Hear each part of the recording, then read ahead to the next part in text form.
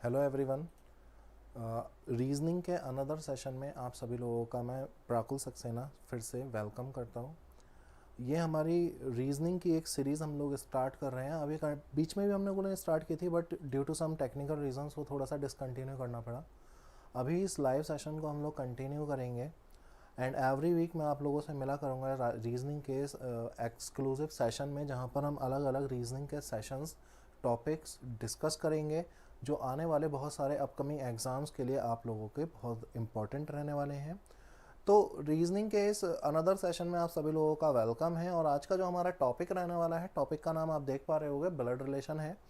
And इसको अपन continue करेंगे, पूरी सीरीज चलाएंगे। एवरी वीक मैं आप लोगों से मिलूंगा एंड वहाँ पर अलग अलग टॉपिक्स अपन डिस्कस करेंगे। प्री लेवल के क्वेश्चन, मेंस लेवल के क्वेश्चन, हर एक टाइप के क्वेश्चन आप लोगों के साथ शेयर किए जाएंगे। आपने बस एक छोटा सा काम करना है। क्या काम करना है कि ये जो क्लास है, ये जो वीडियो है आज की जो होने वाली है हमारी, ये अपने सभी फ्रेंड्स के साथ जो प्रिपरेशन कर रहे हैं bank SSC state level exams के लिए, उनके साथ शेयर करनी है। ज़्यादा से ज़्यादा लोगों के साथ शेयर कीजिए, वीडियो को लाइक कीजिए, और कोई भी क्वेरी रहती है तो उसको कमेंट में ज़रूर बताइए। अगर किसी पेड बैच में भी आप अगर एनरोल करना चाहते हो तो उसकी इन्फॉर्मेशन आपको डिस्क्रिप्शन में मिल जाएगी, वहाँ से आप हमारे किसी भी पेड बैच में ज्वाइन कर सकते हो। तो बेसिकली फर्दर ज़्यादा डिस्कशन ना करते हुए अपन आते हैं आज के क्लास पर। आज का जो टॉपिक हमारा रहने वाला है, टॉपिक का नाम है blood relation. Blood relation topic मैंने क्यों चूज़ किया है? Because it's a very important, easy as well as a common topic for all the competitive exam. जितने भी कॉम्पिटेटिव एग्जाम्स होते हैं हमारे गवर्नमेंट जॉब के लिए, उन सभी के लिए ब्लड रिलेशन एक इंपॉर्टेंट टॉपिक है, ईजी टॉपिक है। ईजी क्या है? हमारी लाइफ से जुड़ा हुआ है, इसलिए ईजी टॉपिक है। और कॉमन टॉपिक है। कॉमन वर्ड मैंने क्यों यूज़ किया है? कॉमन इसलिए बोला मैंने क्योंकि ये बैंक, एसएससी और स्टेट लेवल के जितने भी आपके एग्ज़ाम होते हैं, उन सभी एग्ज़ाम्स में पूछा जाता है, क्वेश्चंस वहाँ से आते हैं। बैंक की अगर बात करें तो बैंक में दो तरीके के एग्ज़ाम होते हैं, हम सभी को पता है। प्री एग्ज़ाम्स होते हैं और मेंस एग्ज़ाम्स होते हैं। प्री एग्ज़ाम की बात करें तो 3 to 5 मार्क्स का आपको हर एक प्री एग्ज़ाम में मिल जाएगा। आप IBPS PO देने जाइए, SBI PO देने जाइए, या फिर RRB PO, RRB clerk, whatever the exam are, वहाँ पर आपको 3 से 5 नंबर में ब्लड रिलेशन के क्वेश्चन डेफिनेटली मिलेंगे ही मिलेंगे। मेंस की अगर बात करें तो मेंस में चॉइस रहती है, कई बार आते हैं कई बार नहीं आते। 2 to 4 मार्क्स तक का आपको मेंस एग्जाम्स में भी मिल जाएगा, कई बार नहीं भी आते हैं। अगर आते भी हैं थोड़े से टफ लेवल के आते हैं तो वो आने वाली सीरीज में हम लोग डिस्कस करेंगे, आने वाली क्लासेस में डिस्कस करेंगे। एसएससी में 2 क्वेश्चन ब्लड रिलेशन हमारे रहने वाले हैं सर, ओके। और स्टेट लेवल एग्ज़ाम आप किसी भी स्टेट के लिए तैयारी कर रहे हो, आप पंजाब स्टेट के लिए कर रहे हैं, आप हरियाणा के लिए कर रहे हैं, हिमाचल के लिए कर रहे हैं, या दिल्ली के लिए कर रहे हैं, हर एक स्टेट लेवल एग्ज़ाम में 3 से 4 क्वेश्चन आपके ब्लड रिलेशन के टॉपिक से पूछे जाते हैं। दैट्स वाई ये जो टॉपिक है थोड़ा सा इंपॉर्टेंट बन जाता है हमारे एग्ज़ाम की दृष्टि से, एग्ज़ाम के पॉइंट ऑफ व्यू से। अब यहाँ पर अगर बात की जाए कि ब्लड रिलेशन है क्या, बेसिकली कोई नया शब्द नहीं है। ब्लड रिलेशन हम लोग जानते हैं। अगर ब्लड रिलेशन की बात की जाए, हिंदी में बात की जाए, तो ब्लड रिलेशन को हिंदी में क्या बोलेंगे हम? खून का रिश्ता। तो अब अगर मैं आपसे पूछता हूँ कि आपका जो ब्लड रिलेशन है किन किन लोगों के साथ है, तो आप कहेंगे यस सर, ऑब्वियसली हमारे फैमिली मेम्बर्स के साथ है, हमारे पेरेंट्स के साथ है, हमारे ग्रैंड पेरेंट्स के साथ है, हमारे ब्रदर सिस्टर के साथ है, हमारे कजन्स के साथ है, अंकल आंटी के साथ है। तो there are several relations we have in our life, और वो सभी रिलेशंस हमारे क्या कहलाते हैं सर? ब्लड रिलेशन कहलाते हैं। तो कोई भी नया शब्द नहीं है जो हमें सुना ना हो, कॉमन है, सुनते रहते हैं अक्सर, है ना। अब यहां पर अगर बात की जाए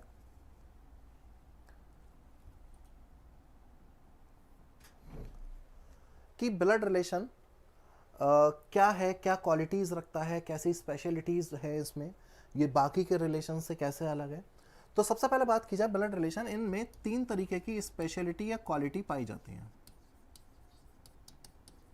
कौन कौन सी 3 क्वालिटी पाई जाती हैं? सबसे पहली क्वालिटी जो ब्लड रिलेशन में पाई जाती है वो ये है कि ये वो रिलेशंस हैं जो हमें बाई बर्थ मिले हैं। इसका क्या मतलब है सर? कि जन्म के साथ, आपका जब जन्म हुआ आपको पेरेंट्स मिले, भाई बहन थे तो भाई बहन, चाचा चाची, ताई ताऊ, बुआ फूफा, मामा मामी। देयर आर सेवरल रिलेशंस जो हमें क्या मिलते हैं सर? बाई बर्थ मिलते हैं, जन्म के साथ ही मिलते हैं। ऐसा नहीं है जन्म के 2 साल के बाद हम अपने पेरेंट्स ढूंढ रहे हैं। नेक्स्ट क्या है सर? कि ये वो रिलेशंस हैं जो कि फिक्स रहते हैं। फिक्स रहते हैं इसका क्या मतलब है सर?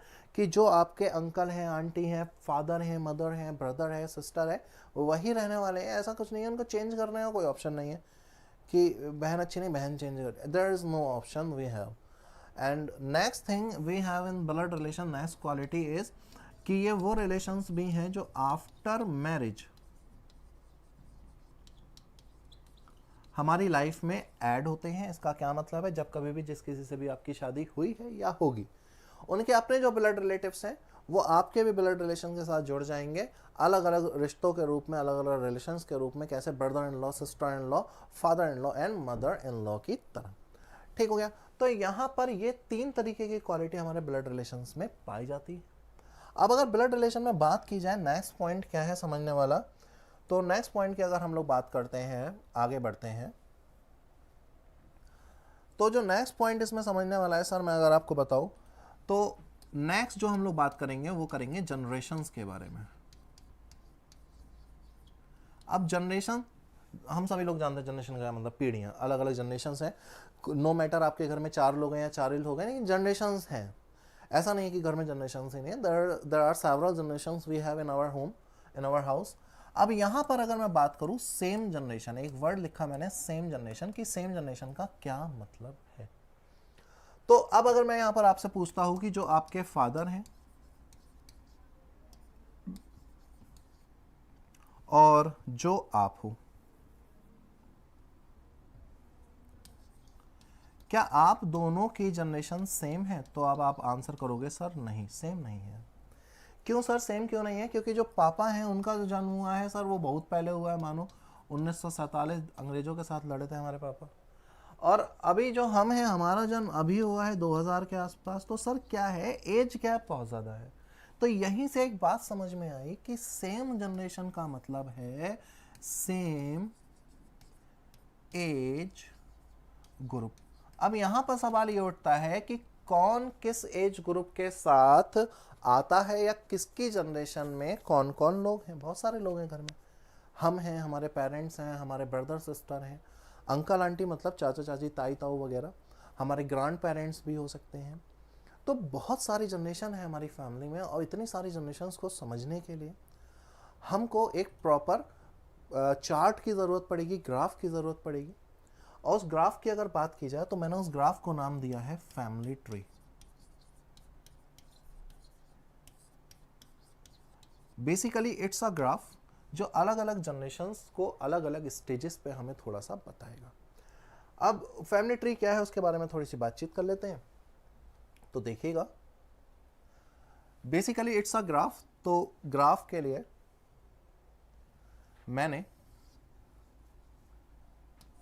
पूरा एक ग्राफ ड्रॉ कर लिया यहां पर, और जैसा कि मैंने आपको बताया कि इसका नाम क्या रखा गया है। अब क्योंकि फैमिली ट्री है भाई, तो हमारी फैमिली के बारे में बताएगा। अब आप देख पा रहे होंगे कि यहाँ पर मैंने एक लाइन ड्रॉ की हुई है। ये अभी जो लाइन है हमारी, ये बताती है हमारी जनरेशन के बारे में। हमारी जनरेशन का मतलब आपके घर में आपकी जनरेशन, मेरे घर में मेरी जनरेशन। अब अगर बात की जाए कि इस जनरेशन में कौन कौन लोग आते हैं, तो सर सबसे पहले तो इसमें आप ही आते हैं, जो भी आपका नाम है। इसके अलावा और कौन आएगा, तो सर आप कहोगे हमारे भाई बहन आएंगे। अब भाई बहन बहुत सारे हैं हमारे, कुछ ऐसे हैं जो हमारे साथ हमारे घर में रहते हैं, कुछ ऐसे हैं जो हमारे रिलेटिव्स के बच्चे हैं। अब जो हमारे साथ हमारे घर में रहते हैं उन्हें क्या कहते हैं सर, उन्हें कहते हैं सिबलिंग्स। और जो हमारे रिलेटिव्स के बच्चे हैं, चिल्ड्रंस हैं, उन्हें हम कहते हैं कजिन्स। है तो सब हमारी ही जनरेशन में। नेक्स्ट अगर इसमें हम बात करें तो उम्मीद करता हूं मैं जो कलर है वो आपको सभी लोगों को दिखाई दे रहा होगा, शो हो रहा होगा। कोई बात नहीं, कलर को मैं थोड़ा सा चेंज कर लेता हूँ, मे बी लाइट कलर हो गया, तो देख लेते हैं कलर को, कोई ऐसी परेशान होने वाली बात है नहीं। मैं इसको दूसरे कलर में लिख देता हूँ। चले, तो मैंने सबसे पहले आपको बताया कि आपकी जनरेशन में आप तो आएंगे ही आएंगे ना, आपके बिना तो काम ही नहीं चलेगा। दूसरे कौन आएंगे, हमारे सिबलिंग्स आएंगे। फिर कौन आएंगे, हमारे कजिन्स आएंगे। तो यही मैंने लिखा था। नेक्स्ट आगे बात कर लेते हैं सर, कजिन्स के बाद और कौन आ सकता है जो हमारी जनरेशन में, हमारे एज ग्रुप का, हमारे साथ हमारे टाइम पीरियड में बॉन्ड है। तो सर नेक्स्ट पर्सन जो आएगा उसको हम कहते हैं स्पाउस। स्पाउस का क्या मतलब है सर, स्पाउस का मतलब होता है हस्बैंड या वाइफ। अगर कोई मेल स्पाउस वर्ड यूज़ कर रहा है तो अपनी वाइफ के लिए कर रहा होगा, और कोई अगर फीमेल स्पाउस वर्ड यूज़ कर रही है तो अपने हस्बैंड के लिए कर रही होगी। स्पाउस के बाद अगर हम बात करें, तो स्पाउस के बाद अगला कौन सा पर्सन आएगा जो हमारी जनरेशन में हो? अगला पर्सन आएगा ब्रदर सिस्टर इन लॉ। ये कौन है? ये हमारे स्पाउस के ब्रदर या सिस्टर है ना। तो ब्रदर इन लॉ और सिस्टर इन लॉ वो भी हमारी ही जनरेशन में होते हैं। अब अगर बात की जाए कि हमसे ऊपर की जनरेशन में कौन होगा, हमसे ऊपर कौन है हमारे घर में, तो यहां पर आएंगे सर हमारे पेरेंट्स। पेरेंट्स में सर दो लोग आते हैं, मदर और फादर, तो ऐसा कुछ है नहीं जो बताने जैसा हो। अब हमारे पेरेंट्स हैं, पेरेंट्स के भी भाई बहन होंगे। जब हमारे भाई बहन हैं तो पेरेंट्स के भी तो भाई बहन होंगे। तो पेरेंट्स के भाई बहन हमारे कौन है? हमारे लिए हैं अंकल और आंटी। अब हमारे पेरेंट्स आए तो भैया हमारे स्पाउस के भी पेरेंट्स होने चाहिए, और हमारे स्पाउस के पेरेंट्स हमारे लिए कौन होंगे? हमारे लिए होंगे पेरेंट्स इन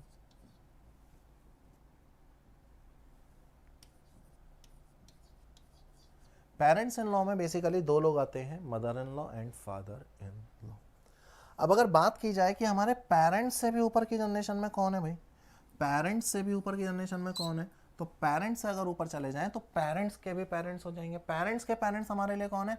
हमारे लिए हैं हमारे ग्रैंड पेरेंट्स। ठीक है, तो ग्रैंड पेरेंट्स में कौन कौन आते हैं? हमारे ग्रैंड मदर आती है और ग्रैंड फादर आते हैं। हिंदी में अगर बात की जाए तो दादा दादी एंड नाना नानी 4 लोग आते हैं। तो बेसिकली ये थी हमारी जनरेशन, हमसे ऊपर की जनरेशन और उनसे ऊपर की जनरेशन, जिसके बारे में हम लोगों ने बातचीत करी। अब अगर बात की जाए कि भाई हमसे नीचे की जनरेशन में कौन आएगा, तो हमसे नीचे की जनरेशन में कौन आएगा सर, उसके बारे में बात कर लेते हैं। जैसे जैसे जनरेशन्स में नीचे आते जा रहे हैं, आप ध्यान दोगे तो सबके चिल्ड्रंस यानी कि बच्चे यानी कि किड्स आ रहे हैं। अब अगर बात करें कि हमसे नीचे की जनरेशन में कौन होगा, यानी कि हमारे बच्चे जब भी होंगे, तो उन्हें हम क्या कहेंगे सर? चिल्ड्रन। चिल्ड्रन में दो लोग आएंगे, son and daughter, male and female. अब क्योंकि हमारे चिल्ड्रन हैं तो भाई बहन के भी बच्चे होंगे। भाई बहन के बच्चे हमारे लिए कौन होंगे? हमारे लिए होंगे sir nephew and niece. Nephew for male, niece for female. इसके बाद अगर बात करें कि चिल्ड्रन से भी नीचे की जनरेशन में कौन आएगा गाइस, तो चिल्ड्रन से भी नीचे की जनरेशन में यदि हम चले जाते हैं तो वहां पर आते हैं उनके भी बच्चे जो हमारे लिए कहलाते हैं ग्रैंड चिल्ड्रन। ग्रैंड चिल्ड्रन से यहाँ पर मतलब है हिंदी में अगर बात की जाए तो पोता पोती, नाती या नातिन, और इंग्लिश में बात की जाए तो ग्रैंड सन और ग्रैंड डॉटर। तो बेसिकली अगर बात करें हमारे घर में 4 लोग हों या 40 लोग हों, नो मैटर, लेकिन पूरी फैमिली यही है हमारा पूरा फैमिली ट्री, जो क्या है अलग अलग स्टेजेस पर अगर आप ध्यान दोगे तो अलग अलग स्टेजेस पर हमारे अलग अलग फैमिली मेम्बर्स के बारे में इंफॉर्मेशन देता है, जानकारी देता है। अब इस फैमिली ट्री का पर्पस क्या है? बेसिकली फैमिली ट्री का पर्पस है क्वेश्चंस को सॉल्व करना in a quick and easier way. आसानी से, सरलता से और तेजी के साथ क्वेश्चंस को सॉल्व करना, यही इस फैमिली ट्री का पूरा पर्पस होने वाला है। मैं एक बार साइड में होकर आप लोगों को पूरा दिखा देता हूँ, उम्मीद करता हूँ दिख रहा होगा सभी को। एंड इसको कैसे यूज़ करेंगे हम अपने आने वाले क्वेश्चंस में, उनके बारे में भी हम लोग थोड़ी सी बातचीत करेंगे सर। तो चलिए चलते हैं आगे और देखते हैं आगे क्या है हमारे पास। तो बेसिकली अगर बात की जाए, मैं अगर आपको बताऊँ, इन्फॉर्मेशन दूँ थोड़ी सी, तो अगर ब्लड रिलेशन की बात करें हम,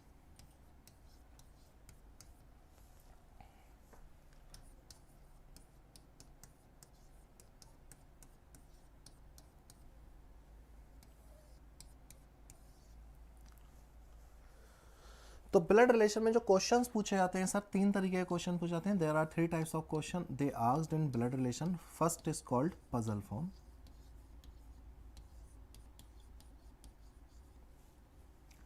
second is called coded,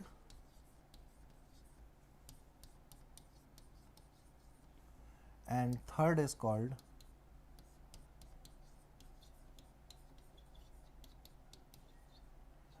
indication और इंडिकेटिंग फॉर्म।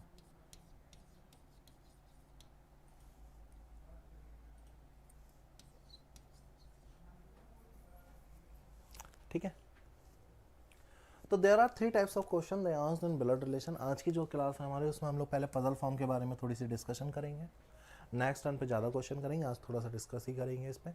और जो बाकी के हमारे कोडेड फॉर्म और इंडिकेटिंग फॉर्म रहने वाले हैं इनको हम नेक्स्ट टर्न पे डिस्कस आगे आने वाली क्लासेस में डिस्कस करेंगे अच्छे से।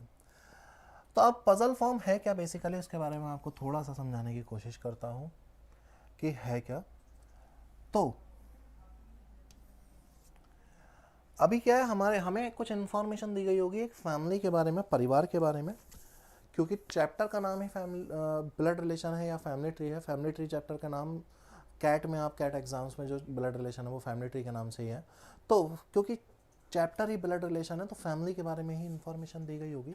तो हमें कुछ इन्फॉर्मेशन दी गई होगी किसी परिवार के बारे में, हमें उस दी गई इन्फॉर्मेशन का क्या करना होगा सर, दी गई इन्फॉर्मेशन का फैमिली ट्री बनाना होगा। कैसे बनाना होगा ये मैं आप लोगों को सिखा दूंगा। उस फैमिली ट्री के बनाने के बाद, फैमिली ट्री को बनाने के बाद हमें पूछे गए क्वेश्चन सॉल्व करने हैं, दैट्स इट। तो अब माने कि कोई इन्फॉर्मेशन दी है और उस इन्फॉर्मेशन की फर्स्ट लाइन है Shyam is son of Ram. Shyam जो है सन है सर किसका, राम का। अब अगर श्याम सन है राम का तो सबसे पहले सर मैंने राम को बनाया। मैंने आपसे कहा जो भी इन्फॉर्मेशन दी गई है उस इन्फॉर्मेशन का फैमिली ट्री बनाइए, क्योंकि हमें पता है सन कौन सी जनरेशन में होता है, नीचे की जनरेशन में। सन का जेंडर क्या होता है, सन का जेंडर होता है मेल। अब यहाँ पर एक चीज़ मैं आप लोगों को बता देता हूँ कि जब कभी भी किसी भी क्वेश्चन में आप मेल के बारे में बात करेंगे तो वहाँ पर एक स्क्वायर बनाएंगे फॉर मेल। जब कभी भी आप किसी फीमेल के बारे में बात करेंगे तो एक सर्किल बनाकर उस फीमेल को बताएंगे। नेक्स्ट अगर हम लोग बात करते हैं तो नेक्स्ट जो सिंबल है वो है हस्बैंड और वाइफ के लिए। तो अगर हस्बैंड और वाइफ हमें बताने होंगे तो भैया हस्बैंड के लिए स्क्वायर, वाइफ के लिए सर्किल, और बीच में ये ऑब्लिक का साइन बताएगा कि वो दोनों लोग आपस में हस्बैंड और वाइफ हैं। ठीक है, तो इनका हम यूज़ करने वाले हैं। चलिए आगे चलते हैं, अपने क्वेश्चन पर लौटते हैं। इसको हटा देता हूँ मैं।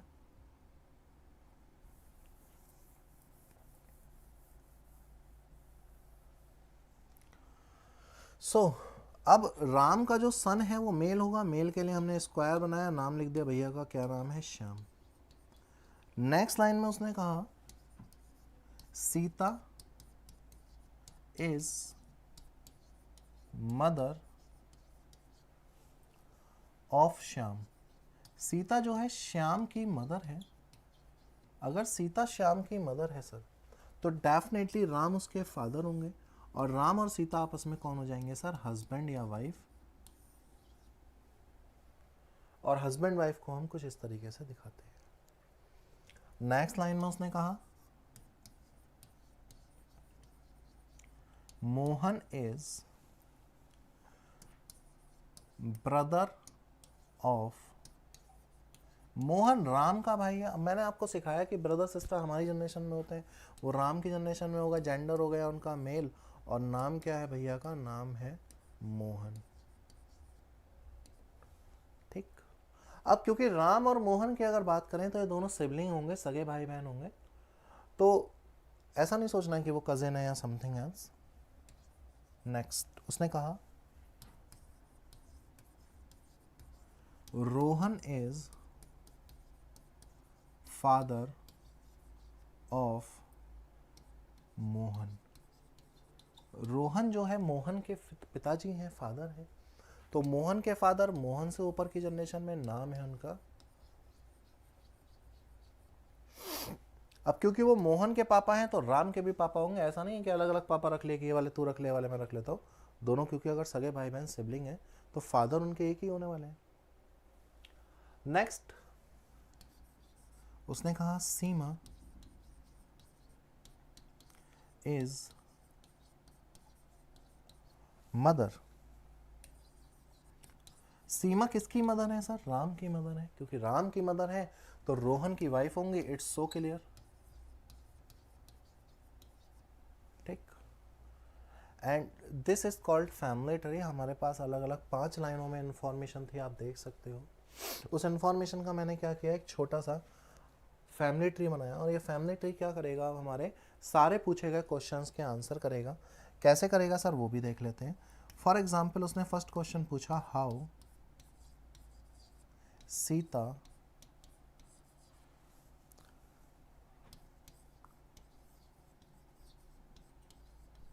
Related to Rohan. सीता रोहन से कैसे रिलेटेड है। अब तो अपने को ये बताना है कि रोहन के लिए सीता कौन है। तो रोहन का आप देख सकते हो एक सन है, नाम है उसका राम, और राम की जो वाइफ है वो है सीता।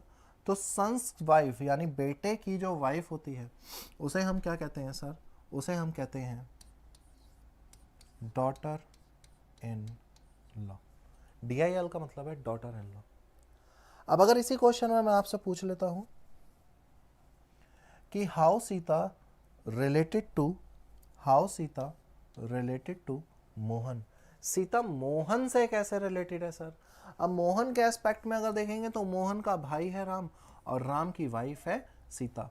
तो ब्रदर्स वाइफ यानी भाई की जो वाइफ होती है उसे हम कहते हैं सर सिस्टर इन लॉ, भाभी कह सकते हो आप हिंदी में। तो बेसिकली इस तरीके से अपने को क्वेश्चन सॉल्व करने होंगे। वो अगर आगे भी क्वेश्चन पूछता है, for example if I ask you who is grandfather of Shyam, Shyam के ग्रैंडफादर कौन है।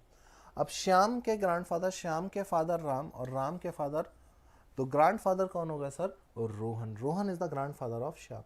And now if I ask you who is the grandson of Seema, Seema का ग्रैंडसन कौन है। तो सीमा के बेटे का नाम है राम और राम के बेटे का नाम है श्याम। बेटे का बेटा यानी sons son is called grandson. तो आंसर हो जाएगा सर हमारा ग्रैंडसन। तो उम्मीद करता हूँ मैं कि ये सभी चीज़ें आप लोगों को अच्छे से समझ में आई होंगी, क्लियर हो गया होगा। और आज के सेशन को हम लोग यहीं तक रखेंगे, बहुत ज़्यादा लंबा नहीं लेकर जाएंगे, छोटी छोटी क्लासेस में आराम से सीखते रहेंगे हम लोग, ज़्यादा परेशान होने वाली बात इसमें कोई है नहीं। तो नेक्स्ट क्लास में हम लोग कुछ प्रैक्टिस क्वेश्चन लेकर आएंगे आप लोगों के लिए और कुछ प्रैक्टिस क्वेश्चन सॉल्व करेंगे। Till then guys thank you so much. आज का सेशन हमारा यहीं तक था। उम्मीद करता हूँ जितनी भी बातें मैंने आप लोगों को समझाई सभी आपके समझ में आई होंगी। Thank you so much. फिर मिलते हैं नेक्स्ट सेशन में।